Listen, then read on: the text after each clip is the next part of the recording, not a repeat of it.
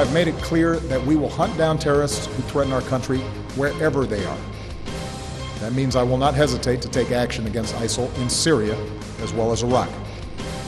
This is a core principle of my presidency. If you threaten America, you will find no safe haven. Second, we will increase our support to forces fighting these terrorists on the ground. In June, I deployed several hundred American service members to Iraq to assess how we can best support Iraqi security forces. Now that those teams have completed their work and Iraq has formed a government, we will send an additional 475 service members to Iraq. We believe it is critical for President Putin to prove by his actions, not just his words, that he is indeed fully committed to peace. The administration shares Congress's concerns and those of other regional and international actors about the situation in Venezuela. We have not and will not remain silent in the face of Venezuelan government actions that violate human rights and fundamental freedoms and deviate from well-established democratic norms.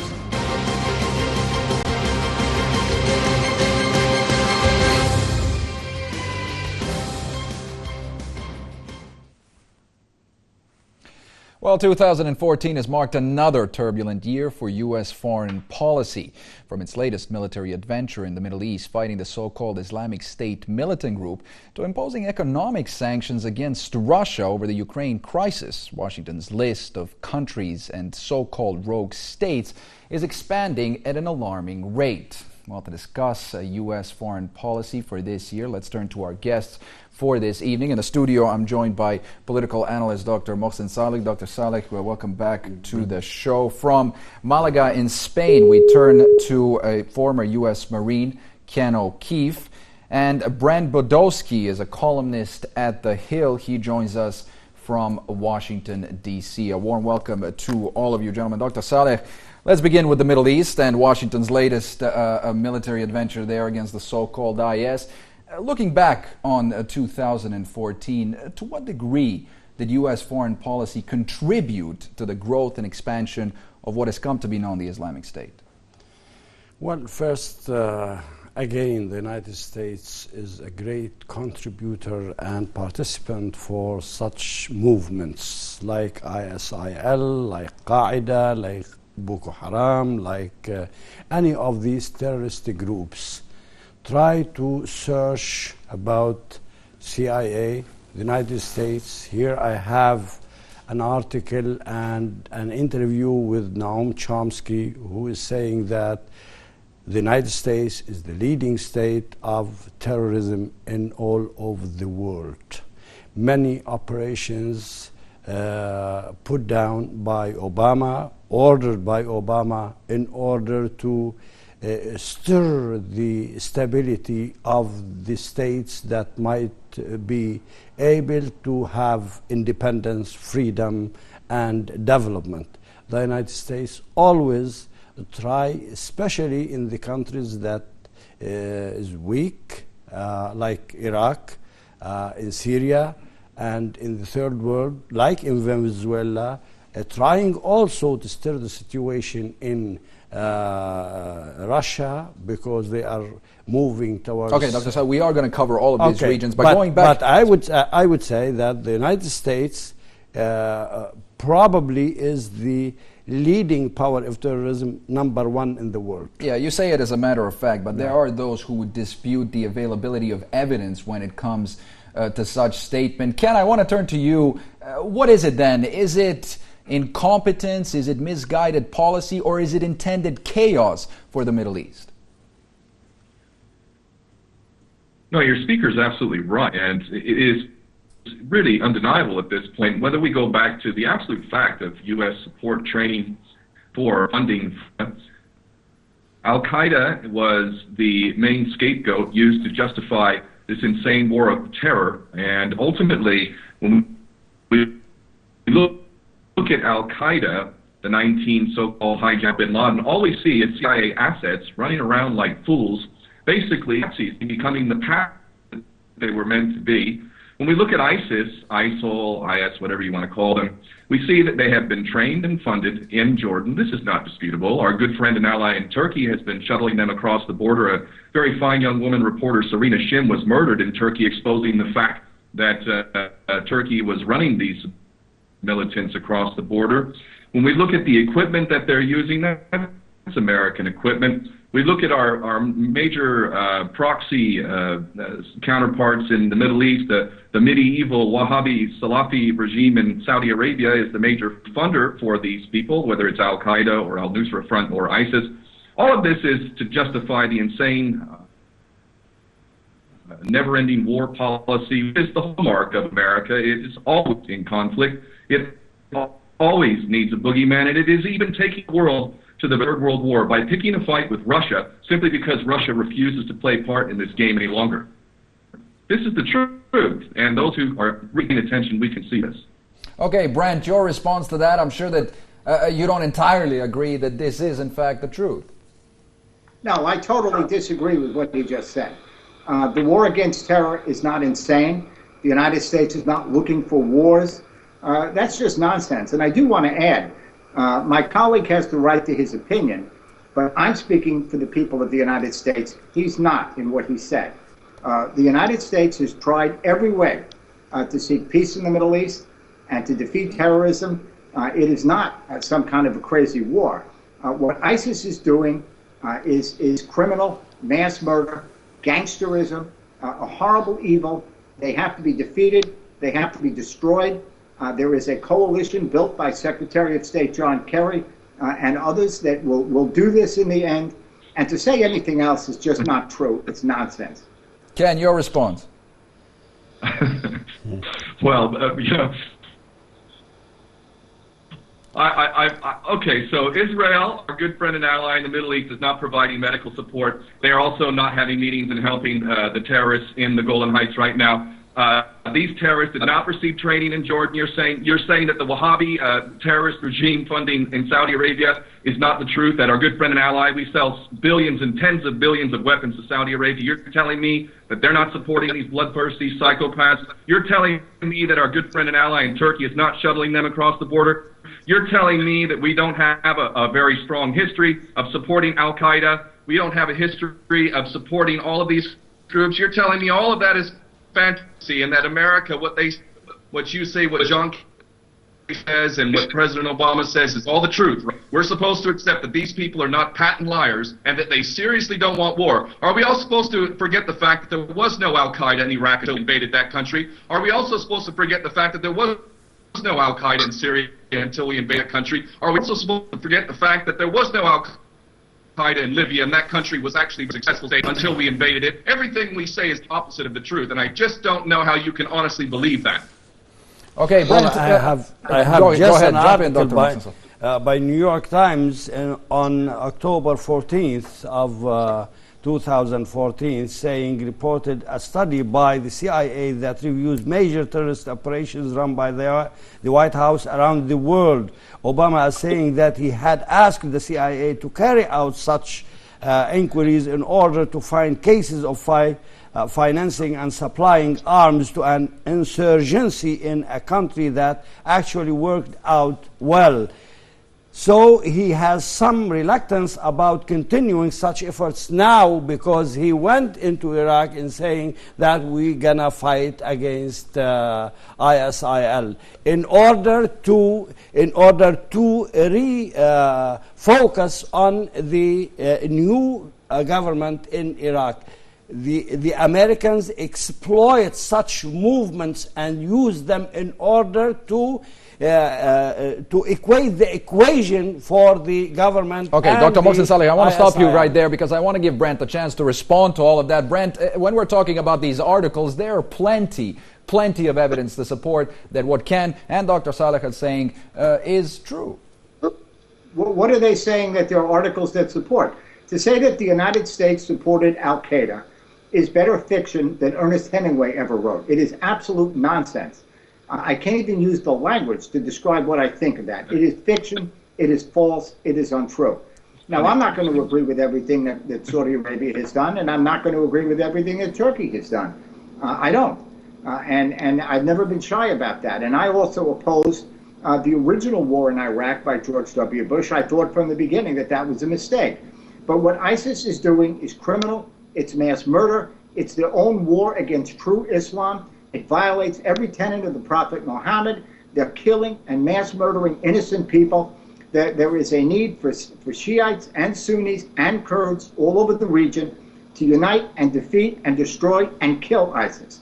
And I don't know any American that I personally know that agrees with what Ken just said. Again, he has the right to his opinion, but he's not representing anybody in the United States. And the New York Times would sue for libel if they thought that they were being... What is unacceptable? What is unacceptable is your absolute refusal to acknowledge what is a matter of public record at this point. Saudi Arabia and Qatar are the major funders of these psychopaths running around, and they are our best friends and allies. We provide them with arms. We have bases there. This is not disputable. It is absolutely irresponsible, unprofessional, and treasonous of you to deny the fact that we also provided training to the so-called moderates, which are al-Nusra Front. Hold on a second. I want to interrupt right you. Now, when you accuse me of treason, let me tell you something. Let me have a minute to answer this nonsense. Of the United States Marines, 99.9% agree with what I just said, and while they wouldn't call you treasonous, they would be embarrassed and ashamed that anybody would wear the Eagle Globe and anchor and accuse me of treason when I'm trying to kill terrorists. And I want It's not an argument. The people who have already taken oath to uphold the Constitution in the White House and Congress have... Stop interrupting me. I want to get my word in here. Violated that Constitution all the while you sat by... Okay, Ken, Ken, I want to stop you right there because let's let Brent finish his point there. Go ahead, Brent. Let me tell you something, Ken. We're not in Putin's Russia, where people interrupt people and berate people like that. Okay, Brent, it's the nature of the show. It's the nature of the show. Everybody is entitled to jump in and make their point. Go ahead. You'll have your time to do so. Go ahead. The point is, the fact is, that ISIS is murdering, maiming, killing, beheading Sunnis and Shiites and Kurds. It is a crime against humanity. It is the worst war crime against Adolf Hitler. 99.99% of the American people, the Europeans, and honorable Muslims of Sunni and Shiite all over the region agree with this. I don't want to hear propaganda defending ISIS. I don't want to hear propaganda from an American attacking America. What he said is factually wrong. And most of the American people agree with me. Almost everyone in the United States Marine Corps agree with me. He has the right to his opinion, but he doesn't have the right to make up facts that aren't true and spread lies that are false and attack the United States and all of those Islamic countries that are joining together in the war against ISIS. This may be the only thing that unites the government of the United States and the government of Iran in the war against ISIS, where we're both actually on the same side to kill these mass murdering terrorists. End of discussion. I'm sorry. Ken, end of discussion. Go ahead, Ken. Well, this man is an asshole or he's a paid-off prostitute. We know for a fact that we have trained these people in Jordan. This is not disputable. Our good friends and allies in Turkey have been shuttling them across the border. Israel is providing medical attention to them. Not disputable. It's all a matter of public record. Our good friends and allies, who we have not in any way punished, in any way have we sanctioned them, have funded these people. Again, a matter of public record. This ridiculous argument that you support America. Are you interrupting me? Are you interrupting me? I thought we didn't live in Putin's Russia. Now, I want to kill him. All right, gentlemen. All right, Ken, go ahead. The greatest disservice of all to American service members. 22 American service members a day are committing suicide because they were sent off to bogus wars like this. We created Al-Qaeda. We created ISIS. If you want to end it, then you need to stop funding it. Okay, Dr. Saleh, let's go with this. We know that the conflicts in Syria and Iraq cannot be separated, yet the Obama administration seems to have taken a completely different foreign policy stance towards these two conflicts. Why is that? Well, first of all, the United States want to ruin all these countries, Iraq, Syria, and other states in the Arab world in order to allow or to reinforce the Israeli presence and effort and power in the region. yesterday or last week, Obama signed a law to permit this or to give this to the Israelis to be the most powerful country in the region. First, second, in order to partition the countries of Iraq and Syria, and that's why the Americans are helping the opposition parties, the terrorists in Syria and in Iraq, in order to pave the way for the politicians in these countries to convince themselves that they can do nothing. And now the United States come to say, in order, well, we are gonna fight ISIS. No, they are returning to the region in order to find their political agenda on the ground. ISIS in the middle, and some of the Ba'athists, all Ba'athists, the south for the Shias, and the Kurds independence in the northeast, in the north, and the other plan also in North Syria. That's why de Mistura came with this plan in order to stop, well, hostilities or fire, to find the way to partition Syria. Okay, Doctor, let me stop you. Let me stop you right there, because I want to get. That's how they use ISIL. Right. Brent, your thoughts on some of that there. Let's look at the White House today. Who is the lesser of two evils, Syrian President Bashar al-Assad or the IS? Well, actually, I don't agree with everything about our policy. I would be much more against Assad than the Obama administration is. I would not be picking favorites between Assad and ISIS. I think they're both the problem. I think they both committed human rights abuses. I think ISIS is worse, but it's hard to be worse than ISIS. But I wish we had been much more forceful going back 3 years, 2 years, 1 year against Assad as well. I think Assad has butchered 200, 300,000 people in Syria. And when I talk about ISIS, I want to make this clear. My views are representing the views of almost all Muslim countries in that region. My other two colleagues are not. Again, they have the right to their point of view. But what ISIS represents is a threat to Shiites, to Sunnis, and to Kurds all over that region. And that's why so many of them are uniting to defeat ISIS. I'm amazed that I'm the only person, the only guest on this show who can make a declarative statement attacking ISIS and saying they need to be destroyed. I find that astounding. What they are doing is sadistic and disgusting. And I think every person from Ayatollah Khamenei all the way across the other region, other countries in the region share the view that ISIS needs to be defeated and destroyed. It unites Sunnis, it unites Shiites, and it unites Kurds, even if I'm the only one on this show of the three of us that's advocating that position. I'm speaking for all of them. They are not. Yeah, but Ken, that raises the question, doesn't it, of where does that leave America's fight against Syrian President Bashar al-Assad? Where does that leave America's push to isolate Iran in the region, and so on and so forth? Well, let's harken back just a little over a decade ago when we were fighting a war on terror against Al-Qaeda. We had to go fight these evil Al-Qaeda folks, trained, and that is indisputable. We had to go fight them now, didn't we? So we went and invaded and occupied Afghanistan, tore that country apart, still going to be real for decades to come. And then we also decided to invade Iraq, which, by the way, had no Al-Qaeda in it when we invaded. Now look at it. It's about, while we were there, who's going to deny that we were absolutely funding death squads that were running around fomenting sectarian hatred that literally did not exist back when we invaded? All of this is part of a larger design, by the way, that goes back to the Project for a New American Century, rebuilding America's defensive and clean break. It also harkens back to Oded Yanan's strategy for Israel in the 1980s. The plan was always to weaken the surrounding nations for Israel to be expanded to the Great Israel Project. In order to do that, you would send tons of money and weapons and training to the most sadistic sides that you could manage to find, and sow the seeds of sectarian hatred so that you could weaken these countries and thereby fracture it and open it up to be invaded and occupied, and ultimately for Israel to expand. All of this is the real plan. But of course, there's no way that any U.S. politician could ever say that openly, because nobody in their right mind would support it. But we do, of course, have stupid people who believe what Obama says and what Bush says and think that are actually fighting against terrorists, when in fact our best friends and allies are funding this, and it's totally undeniable. We need a boogeyman. We need a boogeyman to justify the never-ending war policy. This is how it works.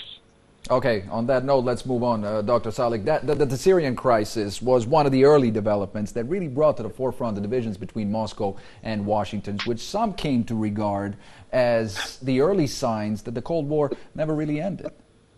Absolutely, it did not end because the United States wants always to have foe in the world, and Islam and Russia and whoever allies itself with the independent countries like Iran and Russia and China. The United States tries to destabilize these countries in order to be the only hegemony in the world. And that's what Obama said it many times in his speeches, whether in the United Nations or in other occasions. I guess the United States still believes itself as the most and alone superpower in the whole world, and that's what makes the United States commit such crimes against the Russians, the Iranians, by sanctions in terms of economy or in terms of military actions in Syria and in Iraq. Of course, I guess the Russians have the right to defend themselves, the Iranians as well, and the Syrians. Here I should recall that the United States failed to change the whole world, especially in Iraq and in Syria. And the people of Iraq and Syria will not really surrender to the American dictations, whether in Iraq and Syria, and of course in Russia. That's why when we hear Putin saying that this empire will find itself in a great quandary if they are going to continue in trying to contain these countries. Brent, what are your thoughts? Is 2014 the year that saw the reemergence of the Cold War? It was the year that Vladimir Putin brought alive the Cold War again. Vladimir Putin, who regretted that the first Cold War ended. Vladimir Putin, who said very Putin clearly, is defending himself. The great tragedies was when the Soviet dictatorship and destroyed. Vladimir Putin put Russian paramilitary, Russian tanks, and Russian boats in Ukraine. And when there was an election in Ukraine. Okay, Brent, unfortunately we are having some trouble hearing you. We are going to try and get that fixed as the show goes on. Ken, let me jump over to you. We have Obama's UN General Assembly speech this year where he listed the Russians on the same list of threats as the IS and Ebola. I'm just amazed at what can come out of the mouth of American citizens, and it really is beggars belief that people can actually get up and say this stuff with a straight face. You know, this new Cold War being created, which could very much become a hot war, because we see NATO expanding. We see that America has violated every agreement it made in the aftermath of the fall of the Soviet Union. We see that it wants to bring Ukraine. We see even things as so patently obvious as the downing of the Malaysian Airlines flight over Ukraine. I remember a day after in London looking at a newspaper headline in which it was basically blaming Putin within a day. And you still hear this idea being parroted in Western media, when the fact is that we know from the evidence that it's already publicly available, first of all, that Putin never means unless he's a madman, and secondly, that this was brought down by Ukrainian fighters, Ukrainian jets. We even have an eyewitness who's come out publicly and stated so, but the physical evidence also establishes this. We also see things like America saying that that Russia is being aggressive when we talk about Crimea. Okay, Ken, Brent, let's let Brent respond to some of that there. Go ahead, Brent, jump in. And let me say, number one, when you say that you're amazed that Americans think that, I'll repeat this. 99.9% of Americans agree with me, not you. Americans, just you, actually. Now, I mean, most Americans may I finish the sentence? Are you going to let me finish the sentence? You know, you may want to work for Putin, but where I come from, you let the other person finish the sentence. Yeah, finish the sentence. It was Vladimir Putin who's had so many sanctions against him for his behavior that his economy is on the brink of a depression. He's destroying his own economy for his own people. because he wanted to reinitiate the Cold War. He isolated the world community against Wait, but hang on, Brent, for a moment there, because the people, there seems to be a shortness of memory here, isn't it? NATO's expansion further east that essentially violated the agreements made between Moscow and Washington following the end of the First Cold War, or the original Cold War, if we can call it that. There aren't many countries that agree with Putin about this. Most of them agree with me. I mean, the fact is that NATO countries have a right to do what they want. They are free and independent countries. If you go to people in Poland, the Czech Republic, all the Eastern European countries, they are terrified of what Vladimir Putin would do, because they know, as I said, that Vladimir Putin is the one who said it was one of the great tragedies that the Soviet Empire was defeated. That's not me speaking only. That's Lech Walesa, that's the Eastern Europeans, just like the people of Ukraine, just like people of Western Europe. I mean, this is a problem that if Putin doesn't address it, there will be a depression in the Russian economy caused by his actions that has so alienated the world. Well, this depression already happened in the EU. Many countries, in Spain, in Italy, in Greece, in many countries of the EU. So you are dragging Ukraine into this depression. So that's what you want to do? That's how the Americans agree with you? It was Vladimir Putin that interfered with Ukraine, and it was Eastern Europe, Western Europe, the civilized world, and the United States that responded against them. Almost every country in Europe agrees with me and with what I'm saying. It's not just the United States. It's not just Western Europe. It's all over Eastern Europe. It's all over. What happened in the Cold War ended. And Putin regrets that, and he's trying to bring it back, and the world is rejecting that. Now, if he wants to destroy the Russian economy by making his allies separatists who kill people in eastern Ukraine, and I don't want to hear the lie that it was Poroshenko's government that shot down that plane. That is nonsense. And you don't want to quote the New York Times to that effect, trust me, okay? Because they would sue you for quoting them that way. That what's happened by Putin is an outrage. The world community is against it. The sanctions are going to destroy Russia with oil prices and with the depression. And Vladimir Putin has done more damage to Russia by trying to bring back the Cold War. So yes, you're right. That 2014 was the year that Putin brought back the Cold War. Now, my hope, if you want a little bit of optimism, is things are so bad in Russia now because of Putin that he will back off, and there will be an opportunity to have better relations in 2015. Because I think, while he'll never admit it, he's learned that what he did is hurt his country, hurt his economy, and hurt his standing in the world. Who is responsible about the oil fall of the prices in the world? Not the Saudis and the Americans. So who is really attracting and bringing the Cold War against countries such as Iran and Russia? Okay, Ken, I want to get your thoughts on some of that, especially what Brent was saying regarding the way that Putin and Moscow is viewed in the world today. To what degree has Washington's foreign policy been successful in propagating this anti-Moscow line internationally? I think probably Putin has higher approval ratings in the United States than President Obama does. He most certainly has way higher approval ratings, over 80% in Russia. American politicians would only dream of having that kind of approval rating. And the fact is that the accusations that Russia is acting aggressive, when everyone who has a brain that actually functions knows full well, if the situation were reversed, Mexico had billions and billions of dollars of basically money to stir it up coming from the Russians, and we knew this to be true. As Victoria knew, it is very well known, billions were poured into Ukraine to stir it up. If the Russians were doing that, and we were the ones stirring it up, if the Russians were stirring it up, what would America have done? America would have launched a full-scale invasion into Mexico immediately, and we probably would have laid waste to half the country by now, even tempted by the Russian side. Russia does not have hundreds and hundreds and hundreds of military bases all around the world. Russia did not take over Crimea. The Crimeans begged them to come in. Over 95% of the Ukrainians that come in. We don't want any part of this mess that's going on in Kiev. Putin has got way more pull around the world than Obama or any of these puppet prostitute Western leaders do. The rest of the world can see America and its so transparent, aggressive actions. The fact is, it's America invading, occupying, arming, funding terrorism all around the world.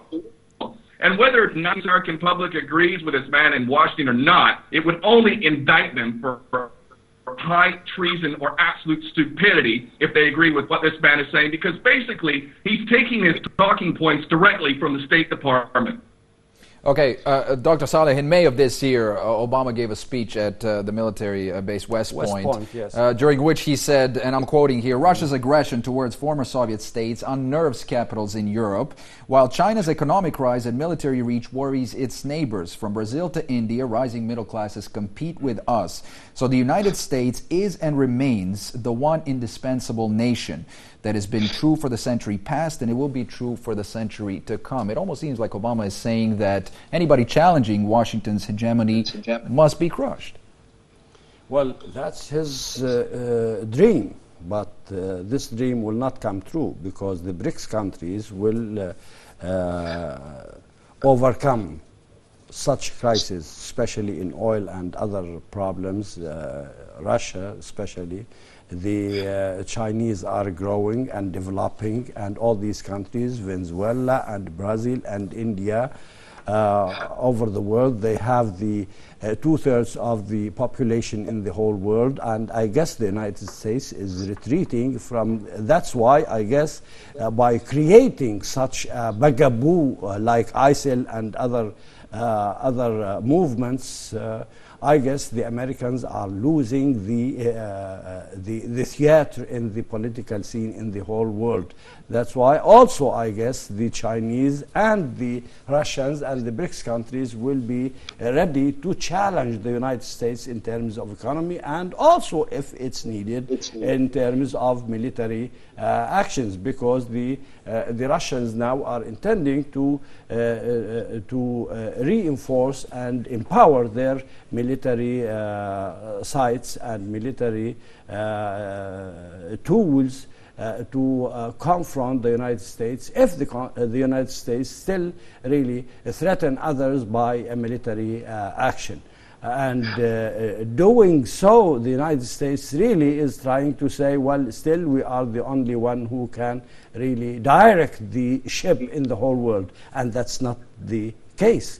The Chinese and the Iranians and the Russians now are very powerful countries. We should witness a new age of multipolar countries in the whole world, and I guess the Americans should depart from such premise in the past and now to move in order to have really to come to terms with others, have new rapprochement, new philosophy in the political agenda and plans, and not to commit crimes. Last year, the beginning of this year, there is a poll saying that the United States, the biggest threat to the world peace today. Okay, before you start making that point, Dr. Saleh, let me stop you right there, because this will not benefit the Americans, the 99% who might agree, Okay, Brent, I want to get your thoughts. I want to get your thoughts on some of that there. We have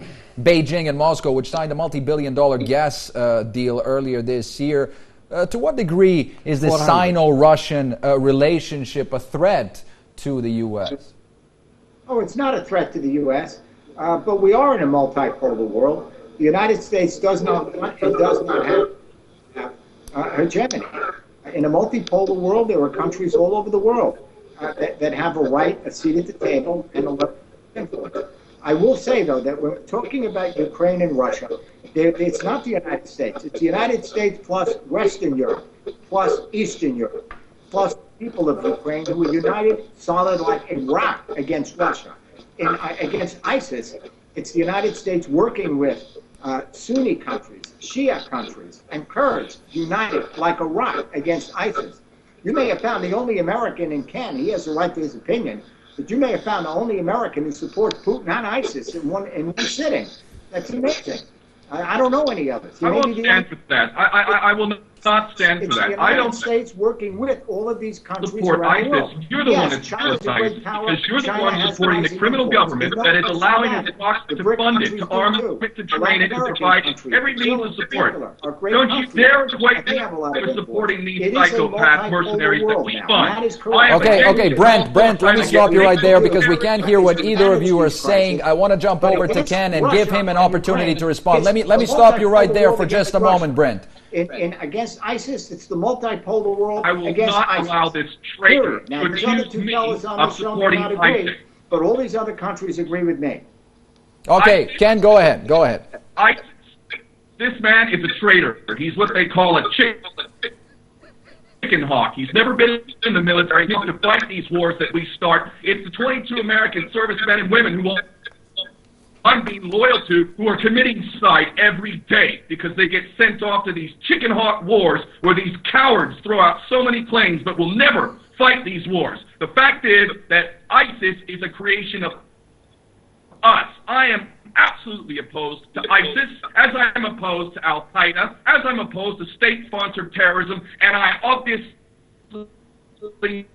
know what everybody with a brain that functions knows. America is the largest purveyor of violence on this planet. Martin Luther King said it before he was murdered, and it's as true then as it is today. Okay, Brent, I want to give you a quick chance to respond, and then we'll move on.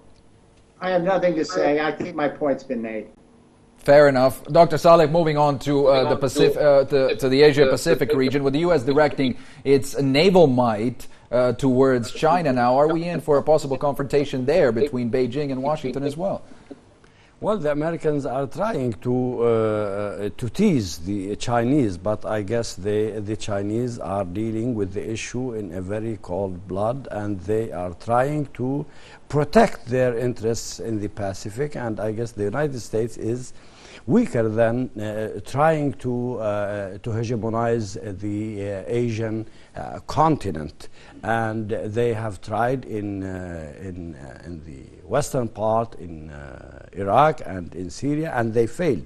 And going there in order to cut China from Africa and other places and from the Middle East, and I guess they will fail as they failed in Iraq and Syria. And it's good for the United States now to deal with the international issues, whether with China and Russia, in a different mind, as I said, and try to make a balance between its economy and others' economy. The others, they want to live and develop and have independence, whether in Ukraine, for the relationship between Ukraine and Russia, they have the right to do so, and other countries, as you said, $400 billion in a deal with Russia, gas deal, and also they have deals with the Iranians and with Venezuela, and that's why I guess the United States is really overjumping or enlarging itself in the world, and it's about time to take its real and size and real volume, and encouraging Turkey and Saudi Arabia to make problems and fuss in the whole world. I guess it won't succeed in doing so. These countries become very weak, Turkey and Saudi Arabia, and look what's happening in Bahrain as well. Look, the Americans are silent about these barbaric atrocities committed by the regime against the revolution, the real peaceful revolution, and the United States and the United Nations and the European Union, they are not talking and they are not saying anything about these regimes who really are backed by the United States, protected by the United States, and encouraged by the United States. Look at this mind who is really from the medieval ages, okay. How they are all right. protecting these, speaking of another protest movement, we have one, Brent, in Hong Kong currently, the Occupy Central Hong Kong movement. How useful of a card is that for Washington to use against Beijing? Well, I don't view it as a card. I view it as democracy and human rights that the United States should support. If anything, the United States should support it even more than we have. Well, why don't they support Bahrainis then in their push for freedom and democracy and rights? Oh, I think I'm for human rights everywhere. And again, I'm not going to agree with everything that the U.S. has done. I did not support. I opposed going to war in Iraq under George W. Bush. I was against that. But I think the United States should have done much more when the Tiananmen Square students were gunned down by the Chinese. We didn't do more because there were business interests involved. And everybody that knows about it knows that's the reason. But I think what you're seeing in Hong Kong is a movement for human rights and democracy by the people, which I hope every country that believes in democracy will support those young people in Hong Kong. I fear they won't as much as they should. I hope they do. I think we should support human rights movements in all countries. I don't think it's right that Egypt jails Al Jazeera reporters. I think that's wrong. I think it's wrong when they declare crimes against the Egyptian opponents, which in many cases are not crimes. I think we should oppose that as well. For the same reason I opposed Mubarak, and for the same reason I supported the young people and the women at Tahrir Square. There are all kinds of difficulties, contradictions, and human rights challenges that I think all countries, including my own, could do a better job at. No doubt about it. Ken, what would you say to the differences in Washington's rhetoric towards the Hong Kong protests, which is in China, and the ongoing protests against police brutality across the U.S.?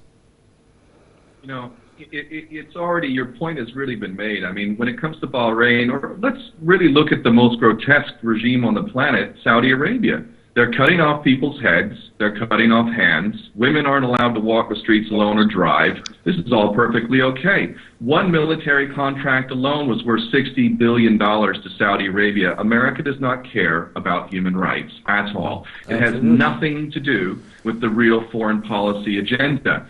For the masses have to be spoon-fed this kind of rubbish because, of course, the masses would never supporting medieval head cutter, chopping off heads in Saudi Arabia regimes. If they really knew the truth of the cozy little relationship we have with Saudi Arabia or Bahrain or many countries of this nature, hell, our best friend and ally will already recall back in Saddam Hussein. When he was gassing the Kurds and the Iranians, guess what? The CIA was providing him with coordinates so he could do more of it. When he was killing dissidents, he was being supported.